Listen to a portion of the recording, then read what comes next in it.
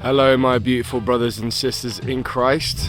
We are currently at Ille Cave and we're just going to have a little tour of this prestigious cave, and as you can see it's absolutely epic, absolutely beautiful here, and I just wanted to show all you guys the absolutely true beauty of this island. So anyways, I'm waiting for a tour, but I hope you're having a beautiful day and in good spirit, and God loves you and God bless you. Okay guys, so we're at Ille Cave again, and this is kind of like the little hut where I believe you put your signature on this little clipboard here. I'm not going to show you the names, but I guess it's just to notify the people who work here that there's someone that's gone down to travel the cave, and if there's any issues, any problems, someone goes missing, then obviously they've got a record. So anyways, I'm gonna test this out, and yeah, I'm gonna showcase you this journey. All right, let's give this a twirl. Oh, na, na, na. Yeah, yeah, yeah, yeah. Hey. Oh, yeah, yeah, yeah, yeah, yeah, yeah. Whoa, whoa, whoa, whoa. Hey. Don't lose faith. Hey. Yes, you've got to be strong. Don't lose hope. Don't give up on yourself.